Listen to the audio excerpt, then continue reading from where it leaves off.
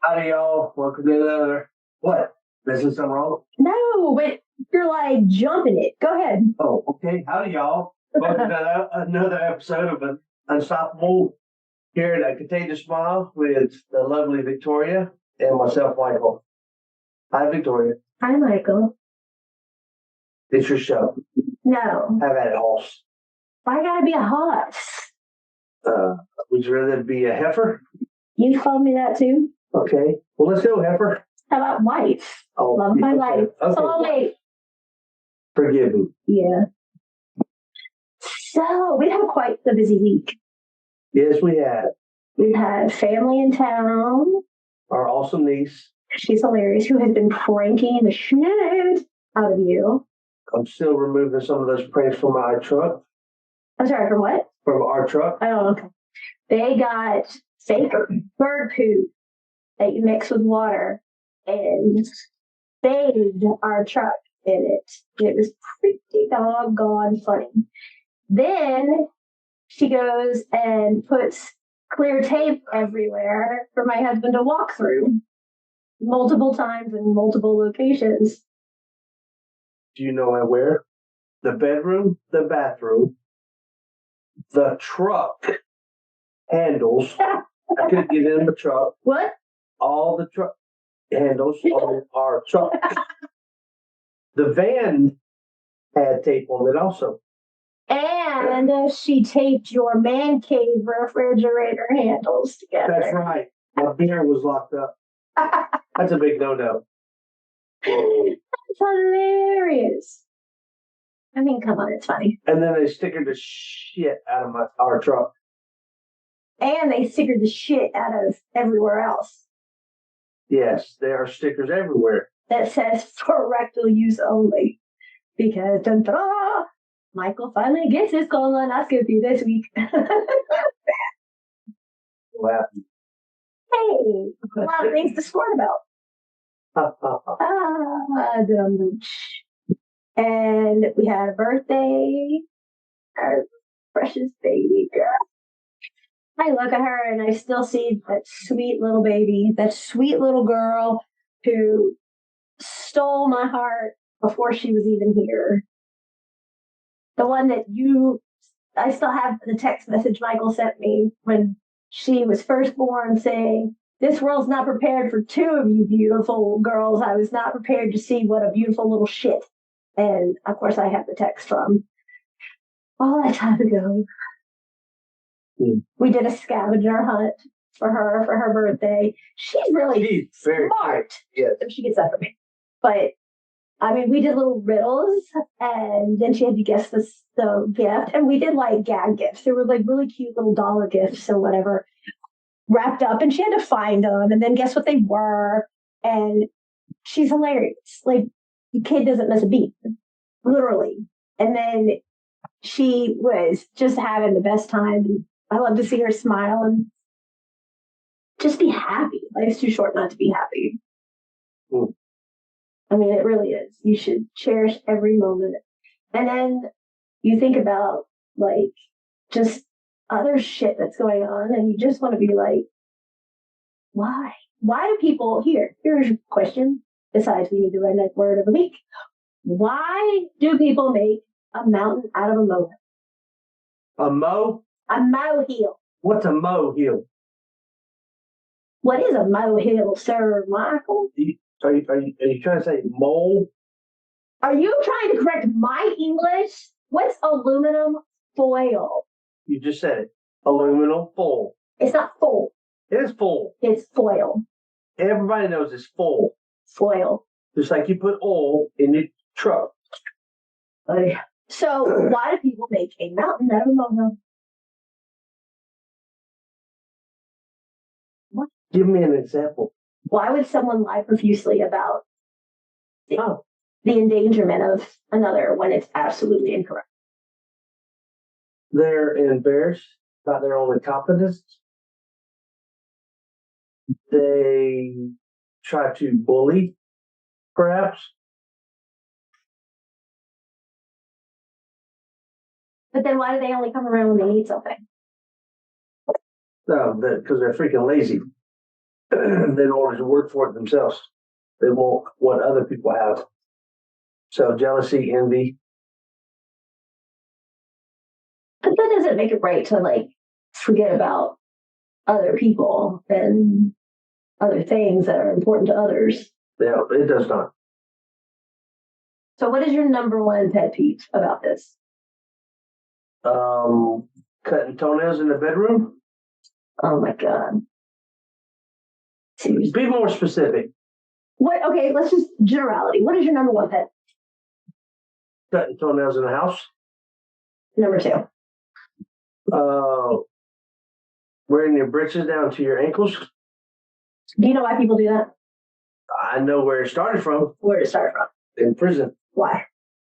Elaborate. You tell us. It lets individuals know that they are fair game. Sure. Okay. I was trying to figure out how to. I have no tact. I know, but I was trying to figure out how to like say it. Restaurant's open. Come on, boys. Oh, all the chili you can eat. No, they only serve one thing: the Hershey Highway. That's so nasty. Oh God, that's disgusting. Are we going to have to edit that? Nope. No, I'm not talking about of the homosexual nature. I'm talking about like for somebody to walk around and then they say in jail they're not gay. No, because it's situational homosexuality, which is perfectly fine. It's a state of mind. That's all they have in there, so that's all you can get. So, but I would be celibate. Well, then be celibate. Go to jail and be celibate. Would you? Which way would you go? I wouldn't go to jail. Well, I wouldn't go to jail either. But get it? But I mean, get it? But do you believe? I don't know if I believe in situational homosexuality. Well, I know it happens. I've seen it first. Well, I understand that, but then we can always go back to the conversation about child predators, and yeah, I've seen those too. That just makes my stomach turn. I mean, how they think that they are not getting enough rights and that they're not getting any fair chances once they come out of jail. And we've had people say that they become rehabilitated once they've been incarcerated. And I don't see how. No. I just don't see it. I don't know how. Because you're going around other people who are similar to you in your own regard and learn how they do things. So you're coming up with new tricks of the trade of what you do. So then you get out. Of course, you're going to try them. So how do you say you're rehabilitated? Right? And isn't it a specific kind, I don't want to even say mindset, but it takes a specific kind of person to be attracted to a minor, right? Like, I see kids all the time, like, they're adorable. Like, my family gives me such crap when I see a baby. Oh my God, they're so cute. Or even a cute little 8, 9, 10, 11, 12 boy, girl, whatever. I'm like, they are adorable. I can't wrap my head around or fathom how somebody could be aroused by that. I don't see in what prism or spectrum that they're looking at these kids in like that. The innocence. Right. You see a child and you see happiness, and you see the glow in their eyes. You see the life in their eyes. Yeah. And you think, this kid's going to grow up one day. What are they going to become? Look how happy they are right now. Mm-hmm. They're playing with other kids. They're playing with, different races. They don't know. And, like that little boy today in the restaurant, just kind of walked right up to me. Yeah. And started pointing at the balloon. So, yeah. I don't know. But,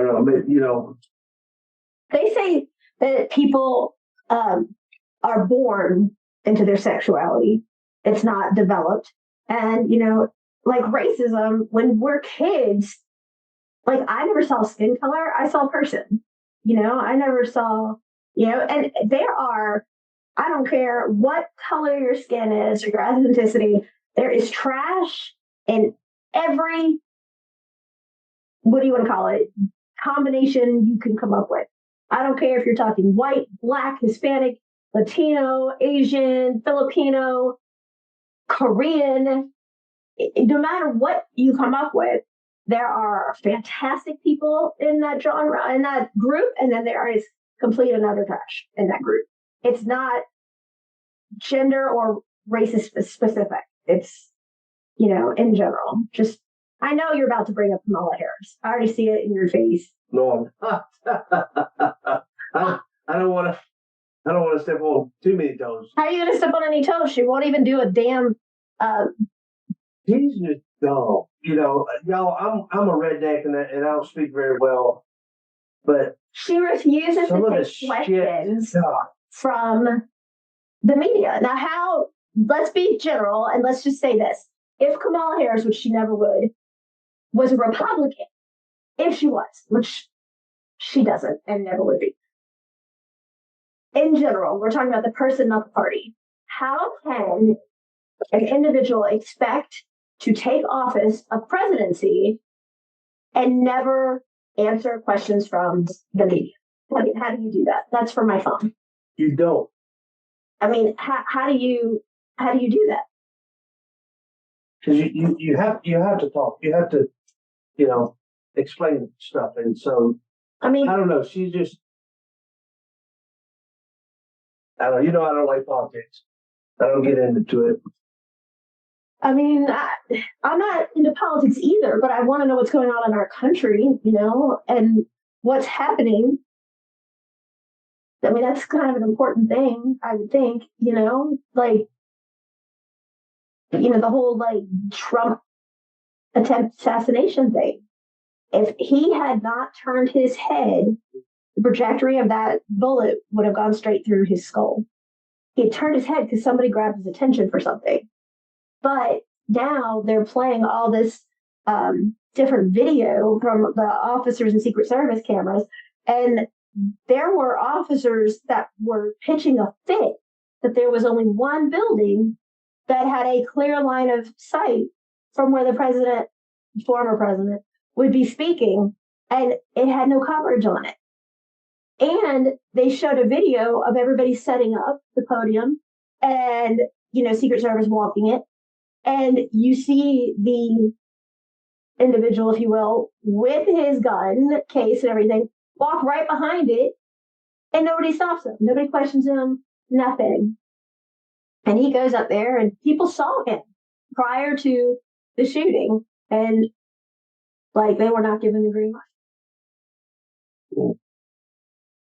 And you know what? I have to say, I have to give thanks to Trump in fairness, because I don't know if you heard this, but normally when things happen, they do a question and answer kind of thing, if you will. And he said he would do it.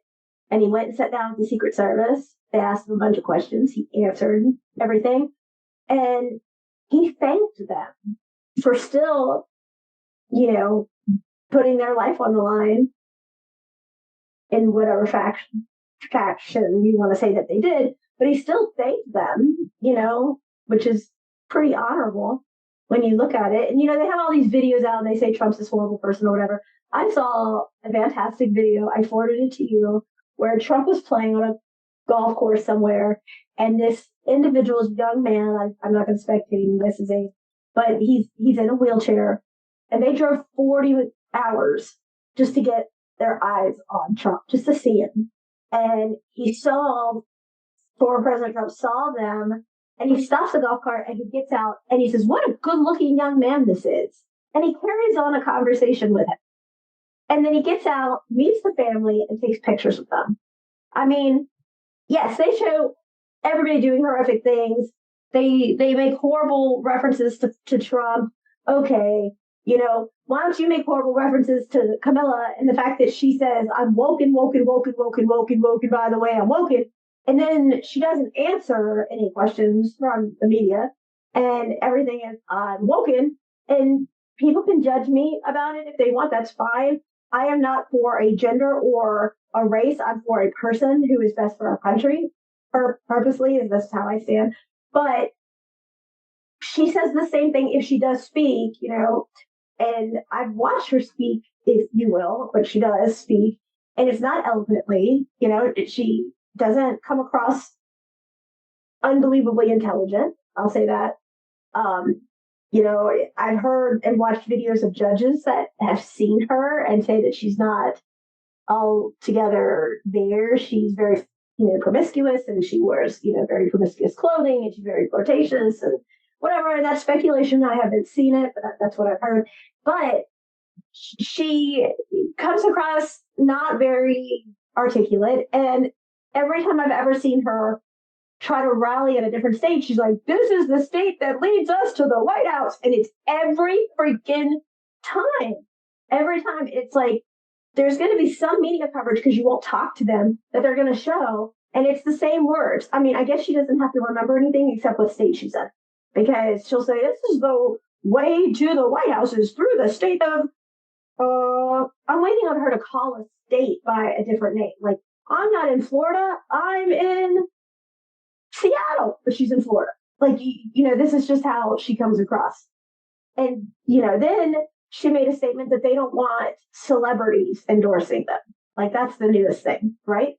But Vance goes out on the tarmac and says, hey, you guys, thank you so much for being here.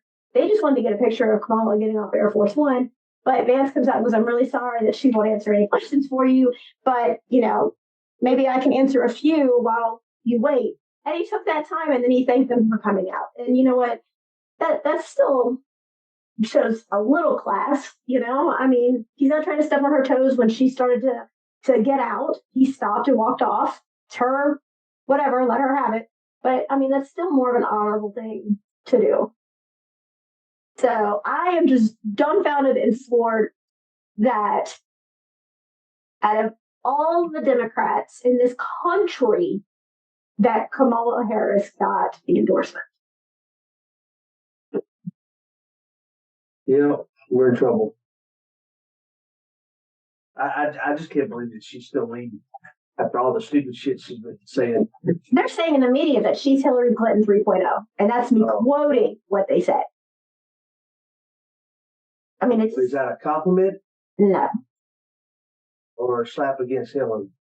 How is that either one? I think it's kind of like a blended mix. So, are you done ranting? Yeah, I'm trying to protect our family and our people in the United States, and it's like. Well, I hope most folks that listen to us are going to vote Trump, because we need him back in office. Just for the 4 short years that he'll be there. But I mean, think about it. Our groceries were so much cheaper. Our gas was cheaper. Our economy was better. It really was. And the statistics speak for themselves. So, I'm going to change the subject. Of course you are. Of course I am. Yeah. Okay. So, dads. You like one of this? Y'all grab the microphone of dads. We have an 18-year-old daughter. Our only 18-year-old daughter. Dads, we need your help. These hormones are starting to get out of control here. Oh, you're ridiculous. I'm ridiculous? No. We would be the first ones to meet said boyfriends, girlfriends, whatever it may be. Oh yeah. So let's harp on that for just a bit. Okay? Dads, if you have your precious princess turn 18 and hormones are kicking in, kind of like our daughters are, and you're thinking boys coming over, boys thinking about one thing, boys taking your little daughter out and attempting only one other thing. At this point, are you okay with that daughter being a lesbian? Are you okay with this, Dad? If you are a traditionalist and homosexuality was not tolerated in your family, in your grandparents' family, are you okay with this now, in this day and age? Okay? You guys, fathers, you know what we thought of back then. Okay? That you don't want your daughter to date someone like you. Correct. That's every guy's nightmare. Don't think. I would love for Faith to find somebody, whether it would be male or female, that treated her the way you and I treat her. Because the man you are now is nothing like the man you were back then. Okay, we don't need to harp on that. I'm just saying, I would love for her to find someone now to the version of you now. Yes. I would open arms welcome. And that's what I'm asking. Dad, is it okay now for you to say, hey, honey, go ahead. I like women. It's okay to like women. You go ahead and like women. I can go look at them with you. Well, no, Mom would disagree. Yes. But that's my question of dads. Speaking of dads, I have totally forgotten until you said that, and I apologize. I had someone, and I got to go back and look at what social media platform it was on, who had a question for you. And I got to go back and see where it was. Okay. But on the last episode, we talked about idiot and what a piece of shit he was, whatever, right? And that you are the only dad she's ever known, right? So bear with me because I don't remember. I would have pulled it up. I can't remember verbatim. But it had something to do with what would you do if said piece of shit came back in the picture and wanted to involve himself in a relationship with Faith? Okay, so give me the microphone. It's a two-part question, but go ahead. Okay, so first, he might be listening. He might be listening. If you're listening, guess what? I've got a hole for you out back, buddy. Yep. I've got a hole with your name on it. It's buried 5.5 feet deep. I just want your head sticking up out of the ground. That's all I need. We can run an IV. Well, am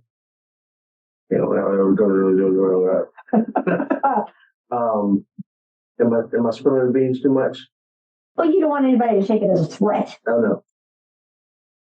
Okay. No, just him. If y'all have not went and bought my wife's book, don't left field. This is a question. Y'all go buy her book, Who Kicked First, through Amazon. Okay? If you buy it through us, she'll probably autograph it for you. Let's send it to you. But y'all go buy it, Who Kicked First. And the prequel's on the way. And you'll learn about this piece of shit who caused so much devastation in my wife's life and my daughter's life. So the listener wanted to know what the listener wants to know if we cannot vocalize this because you said it's considered a threat. What if he knocked on the door saying, I want to see her or whatever? Well, since I don't recall what he looks like, and yes, I did regurgitated vomit. See him at least one time in court. You also met him before court. That was like 20 years ago. 20-something years ago. I promise you, if you said that's him on the camera, my shotgun would unload at him without hesitation. If you said that is him coming down the drive right now, walking to the front door, and he is standing at the front door, ringing our doorbell, that you know our shotgun's loaded, and that shotgun would be the first thing that he sees. Well, that's because he'd be violent. Let me make sure I have it. He is violating protective orders and permanent restraining orders. Yes. And his rights have been terminated. Yes. But what if after getting to that age, he comes around and wants... What age? That she is. Mm. And he wants to spend time to see her. Okay, so... maybe they're asking for their own situation. Whatever legal terminology you want to use. He has absolutely no rights. He did not want the child. Okay? He did not want the baby. He did not want the little girl. He does not, and now you're saying he wants the adult? Right? There's a question asked. Okay. So, I don't want to call spoilers, but he attempted everything he could to not, how would you say? Have a wife and child. Correct. So, therefore, he abandoned, gave up, disregarded, no regard, whatever you want to say. Just didn't want anything. So, therefore, if he comes here, he's not coming for something he wants. other than to cause more damage to you and our daughter, right? If someone comes on our property, they're either coming to rape, steal, kill. Okay? And my life, my family's life are in danger. I was in fear of their safety, of their life. I was in fear of my life. So why did you shoot them 18 times with a shotgun, Mr. Michael? Well, that's all the rounds I had, sir. If you could say something to idiot. My address is. Oh. If you could say something to idiot. What's your address? No. Oh. About him saying something to you about that being his child, what would you say? Absolutely not. Absolutely not. I said, I'll prove this to you. Come here, daughter. I wouldn't want her to see him. No, but it would be proof. And I'll say, who's your daddy?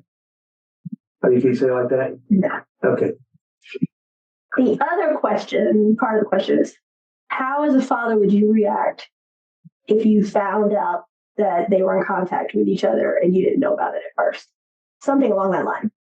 With our daughter? Mm-hmm. Oh, wow. I would really, really be disappointed in our daughter not coming forward with this and allowing poison to be put in her head. Knowing Faith. Oh, she done gave an earful. She just about verbally castrated him. Yeah. And then she'd tell us. Right. But what would you do at that point? I would have a stern talk to our daughter. Okay? And I would forbid it, but I would also allow her to make that choice. Does that make sense? You would allow her to make what choice? To cut it off. Immediately. Or to keep talking with him? No. Then what choice is there? To stop it right now, or...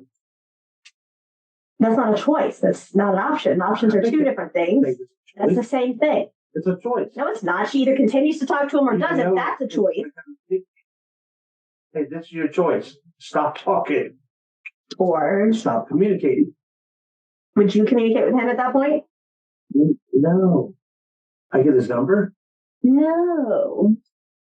I don't like your hypotheticals. It was a question asked.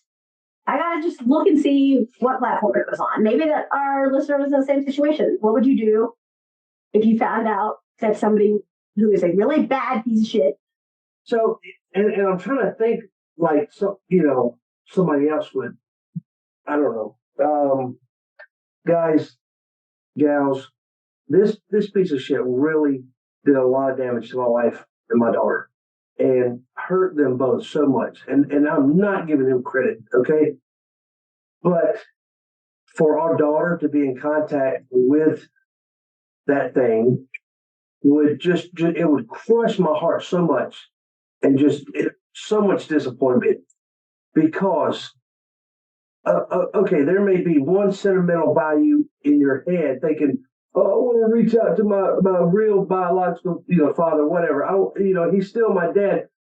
But think back all those years. She's never wanted anywhere around him. Pain and how much misery these girls' lives have been in. Do y'all know that just my wife alone has had over 100 surgeries? Okay?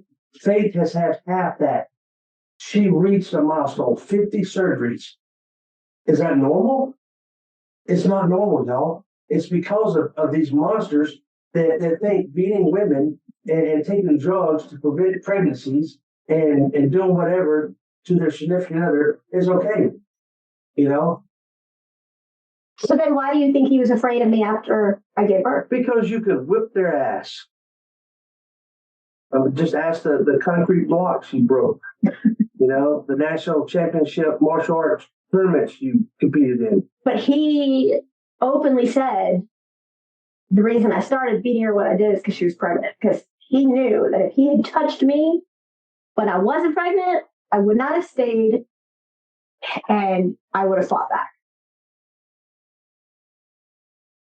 See, a lot of us guys, we don't understand why the women stay in these guys' life. And as a cop, I can attest to that. As I often use this example, that as a cop, I would go to Mary's house for disturbance or an affray, a fight, or something, domestic violence. And when my partner and I would show up there, we'd find Mary, and forgive me if your name's Mary, I'm just using Mary as an example. Before you continue, this is a perfect opportunity. You want people to know what it's like who've never been through this, who torment and torture their family members, like parents and siblings that aren't there for their kids, that don't know what this is like. Be the officer and let me be that battered woman. Knock on the door and I will answer, or I will respond to my interrogational questions that you ask me as that battered woman, not as me now.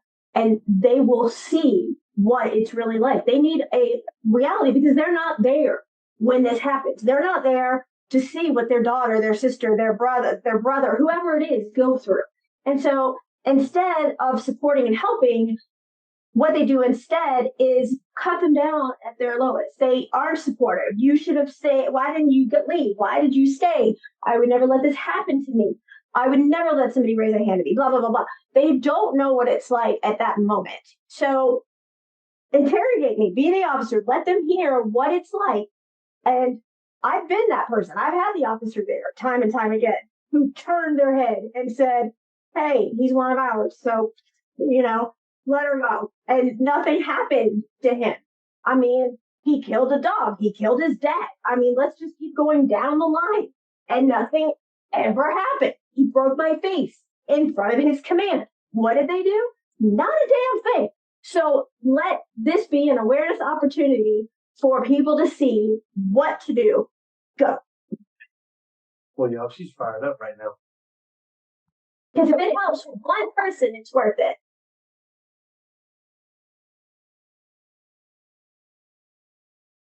We never answer on the first knock. We're petrified to go to the door. See, that's something else I didn't know. We are petrified. Ma'am, the police. Who normally answers that door? Probably the fella. That's right. I'm not moving. I'm still sitting on the couch. Sir, I'm Officer so-and-so, and this is Officer so-and-so. We're here about a disturbance call. Is anyone else in the house with you? Or yes, my wife is here. I don't know. Sir, we need to see your wife. Can you step back away from the door, maybe come in? If they say no. Sir, we have to check on the safety of the young lady that you just mentioned, your wife, and any other persons in the house. So we're going to have to come in and check her out. Sir, do you have any weapons in the house or on you about your person? Well, we've got some weapons upstairs. Okay, sir, we're going to stay down here for our safety. You don't have any weapons on you? No, sir. Just got my hands and my belt buckle. All right. Does it have a knife in there? No. All right. Sir, where's your wife? All right, ma'am, can you come on out? Ma'am, can you step over here for a minute? Ma'am, I'm Officer so-and-so. We got a call from one of your neighbors said they heard screaming and shouting, sounded like things were breaking. Are you all right? Mm-hmm. What happened to your face? I fell. You fell. Mm-hmm. Did you fall on a hand? Because it looks like a handprint was on the right side of your face.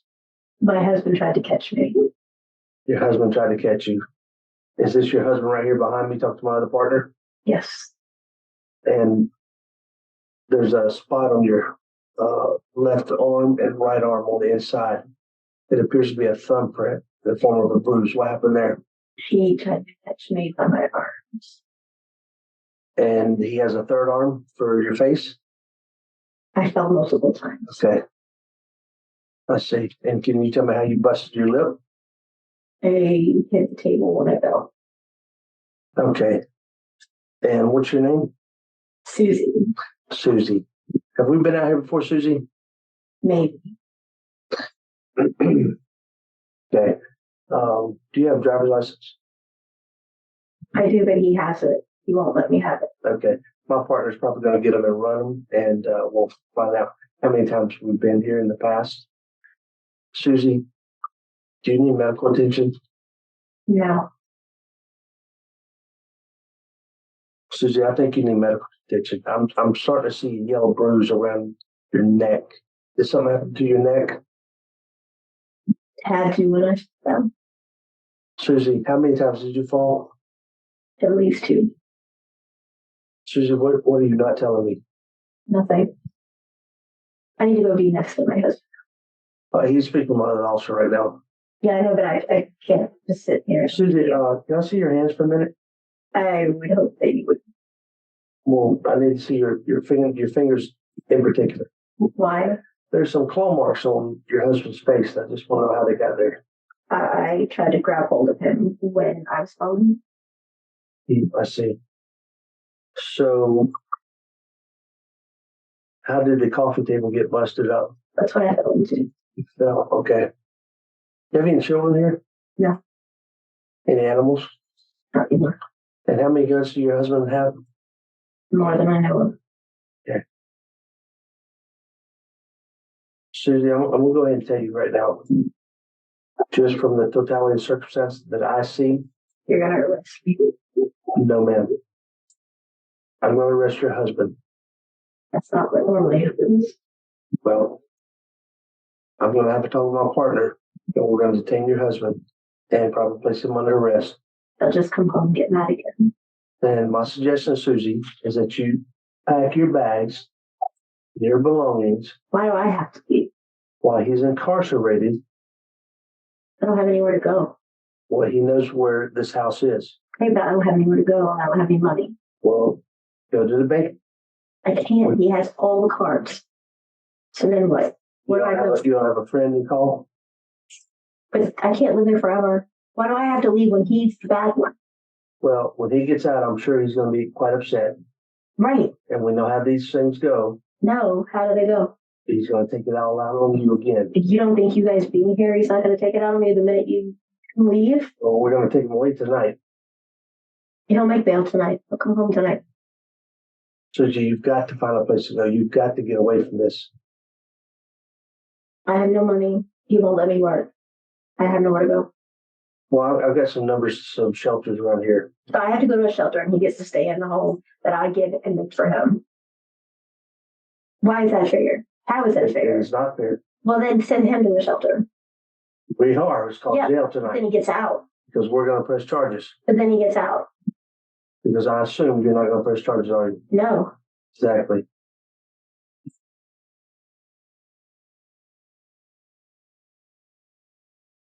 This is a tough call, right? On the police officers. But more times, statistically, it is the victim who gets incarcerated over the abuser, because she has signs of her defending herself on her person, and she gets incarcerated more frequently than the abuser does. And that's wrong. That's not okay. I mean, is it because the man or the male makes the women look stupid? Well, it's not just that. I mean, they try to say, oh, I didn't do anything, and I just don't even know why she came over and attacked me. You know, I was accused of strangling myself, and I had thumbprints on my throat. How do you put thumbprints on your throat in the choking position when it is you? You know, when it's yourself, how can you do that to yourself? What are you showing me? Why are you showing me this? I don't understand. I should do it later. I'm so confused now. It's okay. How do you put, if you look at your two hands, which I can't do anymore, but if you look at your two hands and you look at your throat, how can you strangle yourself having your thumb end up making marks of bruising right where you swallow, where your throat is? How do you can't do that, especially because the 4 fingers left bruises around the sides of my throat, and the police and the federal police actually measured from the bruising and measured his thumbs, and they were the same width and same height and compare. And I have little hands, and they were the same. And also they checked the spacing of the fingers around the sides of my neck. And he broke my hyoid bone. So what a lot of people don't know is once that's broken, you have about 60 seconds. And my eyes filled up with blood. All my blood vessels in my eyes popped. And I even got this red, I don't know what you would call it, babe. I had this like red on my eyelid that came out from it. And my throat closes up a lot. And I didn't know this was very common, but when you've been strangled, there's a lot of times that you'll have to go and have it stretched open because your throat will close up so easy and you'll choke on food easier, which happened to me numerous times. But like if I get laryngitis because of the throat damage I have, my laryngitis lasts a lot longer because of the damage to my vocal cords from being cut off. And it happened when I was pregnant. It's funny that, how we were talking here and ended that little skit that your service dog, Stucco, came up to check on you. That's my baby. You checking on Mama Buddy? That's my boy. He's my baby. Yep. Yes. So to the viewer, the listener that asked the question, my wife will get the specific question and hopefully I answered it. You can say anything to him without anything illegal. Oh my gosh, it's so hard. Everybody listen to us, and if they've read your book, good God, they're 100% on your side. Well, not everybody. I can give you a couple of names that read your book. What about those in it? No, he's one of them. So he can't read. But regardless, we'll get your question answered if I didn't. So thank you. I appreciate you listening and being very. But it can be answered. It's like, because when I went to court. Yeah, but I don't want folks to say, well, Mr. Michael is threatening to kill somebody on the show. When I went to court and I asked for permanent protective order, permanent restraining order, I made it very clear. I said, we had a closed courtroom because it involved a minor child. And I said, Your Honor, I want it to go on court record right now that I will never seek his place of employment. I will never seek his place of residency. I will never go after him. I will never hit him first. I will never go anywhere with knowledge that he would be at that facility. However, if he violates the restraining order, if he violates the protective order, and I feel that my daughter and or myself, who are both now disabled, are in harm's way, I have the right to stop the threat. I will not hit him first. I will hit him last. I will not seek out his residence or his employment. I said, I want that on the record. However, if he crossed that line and I feel threatened or my daughter is threatened, I have the right to stop the threat. And he looks over at the judge. The judge looked at him and said, this, unfortunately, is not a criminal courtroom today, or however he worded it. And he said, so let me ask, how many times did you hit her? And straight faced, he said, if I hit her once, I hit her 200 times. And he said, and what would you do when you hit her? He said, if she cried, I hit her again. If she cried, I'd kick her again. If I stabbed her and she cried, I'd stab her again.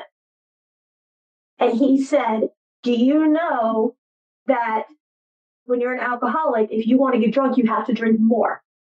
He's like, it's the same thing as being a fighter, a boxer. And he said, I follow boxing.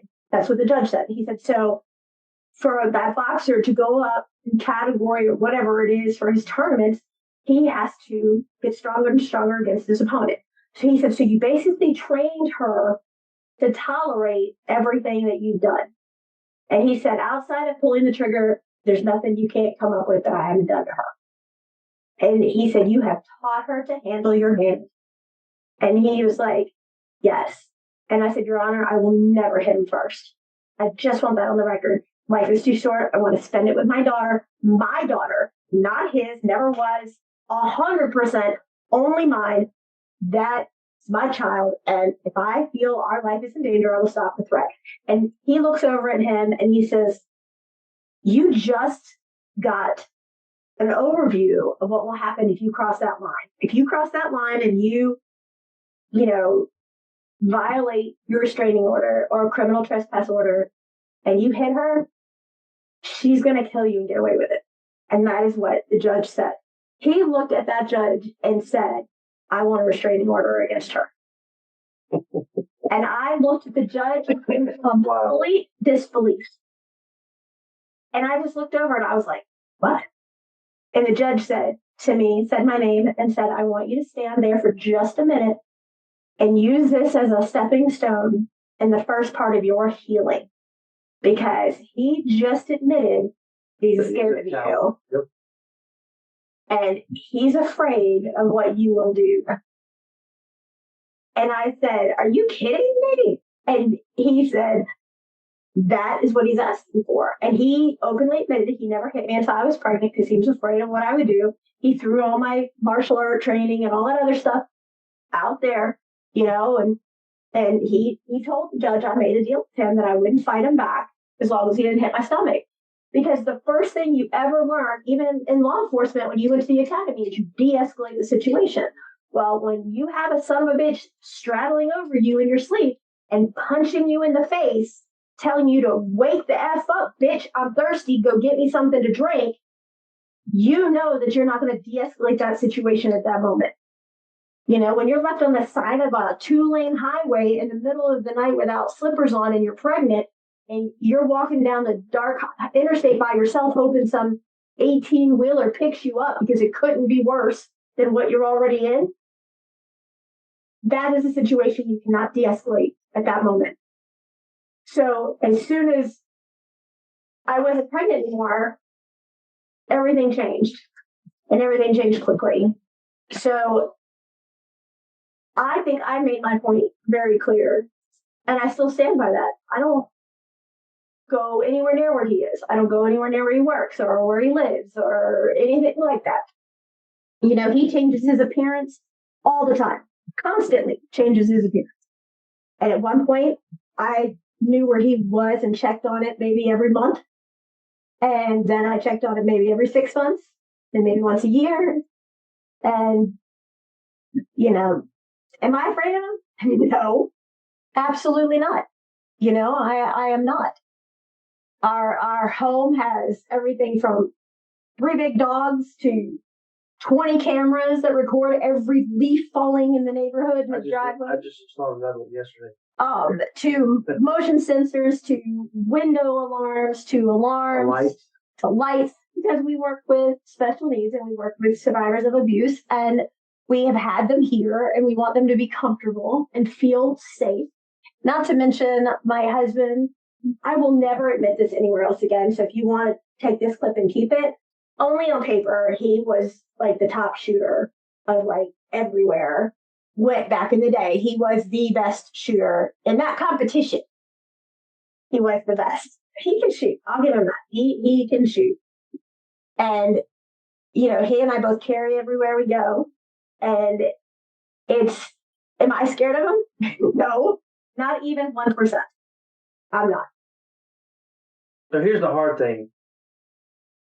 My wife is due her justice. But it's not mine to give. Right. But if this son of a bitch came after you, it's hard for me to not protect my family. Yeah, but you wouldn't know till afterwards. Right. You wouldn't know because I wouldn't know. I wouldn't show my face. But he would walk up to us wherever we were and smack me in front of you. He would. That he'd done it a million times. He would do it. He wouldn't care. He would just walk up. The thing thinks he's invincible. And he would walk up and hit me in front of you. Now, I will, if he hit me, whatever. But if he was dumb enough to approach us somewhere and he went after Faith, we're in a whole different category. Because I'd be like, babe, can you take Faith to the bathroom for a minute, please? Or can you take her outside? It would be something for you to not realize that you are moving her out of the way. Yeah. No. Our other 2 dogs seem to want to come in the room here.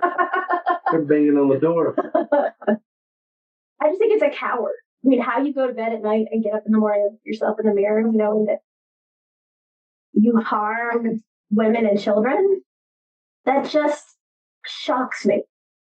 I mean, how do you sleep at night knowing that you're causing harm to women and kids and animals? How do you do that? How do you go to sleep at night? How do you sleep? Like, how do you literally go to sleep knowing that you're this piece of shit that is so unhappy in your own life that you take that out on women and children and animals? And it's ridiculous to even think about that. Well, Victoria, that was a good episode. I think people need to see that role play because they don't understand. They don't understand what it's like for someone in that situation, what it's like at that moment. You know, the women specifically are very protective of their abuser because they have learned that they are controlled by their abuser. That a person controls everything. They control every aspect of their life and they forget who they are. It's like when you hear every single day, I love you. You know I love you. You know I'm in love with you. You know it and you believe it. When you hear every single day, you're ugly, no one's ever going to want you, then you begin to believe it. And, you know, I've given you a roof over your head. And, you know, you didn't do what I say, so now I've got to train you and treat you like the bad soldier that you are. And it's just, you hear this every single day, you begin to really believe that perception that you're given, and that becomes who you are. And you have body dysphoria, and you have all sorts of other things. Nobody would ever want you. Who would ever want to be with someone who's ugly like you? You know, people feel bad for me. I mean, I said from the jump he wasn't a good-looking guy, but he found my weak spot, which was I wanted a family, and I wanted a family really, really bad. And he portrayed that he was a huge family man, and I was never dishonest about the fact that I did not find him attractive. I told him up until and on the wedding day I was not in love with him.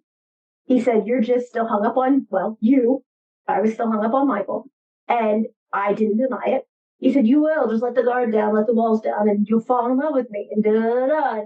I was on the bathroom floor with my Palm Pilot looking at return airfare because I didn't want to be there. I did not want to be there. And I knew something was horribly wrong. And I'll tell you what, I'll give you a little laughter about it. I got married and I was wearing black. I did. And when we went to unite the candle, it bounced off and it caught his lapel on fire. I'm not kidding. So he ended up with all this, this hot wax all over him. So in the pictures, I had to be in front and cover them. Yeah. So it was almost like a sign that they were telling me that he's going to be damned to hell forever. Because, yeah. Oh. Yep. I just want to know what he's thinking right now if you could only see his face. What are you thinking right now? There is a special place for evil like that. Because if y'all read her book, Who Kicked First, y'all would agree that this is an evil monster. And unfortunately, there may be some of y'all living with that monster now. And you deserve to get out of it. You do not fall for the crap they say. You know, you always hear misery loves company, and that is so true, but you are a beautiful person inside and out. And if you feel like your inside is just dying little by little, there is still that tiny flicker of light. And I say this all the time, that tiny little flicker can start a wildfire. And one thing I had to do, think of something that you love. And I'm looking my husband straight in the eyes when I say this. There were times I couldn't have ice packs in the house. So I would lay on the cold bathroom floor on my face because I had so much swelling. I couldn't put anything on it to cool it. So the cold floor was what I got. And I had to clean up all the blood before he would return so he wouldn't see it and it wouldn't be a trigger. But I would lay there, and my husband does this wonderful thing where he runs his hand a certain way down my face. And I've never been able to emulate it. And I would lay there and think, you know, yes, I'm not going to lie. There were times I wish I would have just died and it would have been over with. But then I would feel face kicking, like, hey, you selfish bastard, I'm here too. You can't just give up because I'm here. And after that, I never, ever, ever thought about it again because she was there, and she's all I wanted was to be a mom. And so I would lay there. There was not a day that went by that I did not think about you. And I would sit there and think, okay, let me think of his schedule. Is he working today? Would he be off today? Is he thinking, would he be off today? Is he on or off tonight? And I would think about this every day, and I would try to emulate the feeling of your hand down my face. And I could not get it to feel the same as when you did it. And I kept thinking, if I don't survive this, I'll never feel it again. So if you are in that situation right now, let me tell you, there's a few things that you can do. Go back and think about someone that you love, someone that means something to you that you had now been excluded from, because I know they have excluded you from your friends and probably also from your family. And think about that and fight for that feeling of love, because you can have it again. You deserve it again. He is not the things he is saying to you. I am working on getting up and running. It's going to be on Lemon Squeezy. It'll be a contagious smile, .lemonsqueezy.com, I believe. And it's going to be digital workbooks, because I purchased a book on how to try to safely get out of the situation. And it was in my office, and he showed up. And luckily my assistant, God bless her, she and I had gone to lunch, and I told her I had gotten this book. She came in to get quote unquote files and grabbed the book before he could see it. And it was sitting there. Now, I've created a bunch of different digital workbooks that you can have on your computer that you don't have to print. You most certainly can, but in that situation, you can go back and put them under a different file in a folder and refer to them as you need to. And that way, it's not something printed he could find. And you could do it at work or on your phone or somewhere else. And it talks about all different aspects of the abuse, and different variations and even healing journeys and ways to help overcome these things. And I'm in the process of finishing one for how to help trauma recovery for abuse when it comes to kids seeing it. So I'm trying to get all of these done so that there is a catalog of information accessible for you at that time. And if you cannot afford it, please send me an email, victoria@acontagiousmile.com. And if you're in this situation, I will comp this for you. My husband's looking at me because I didn't even mention this to him. I will comp this for you, whatever you need.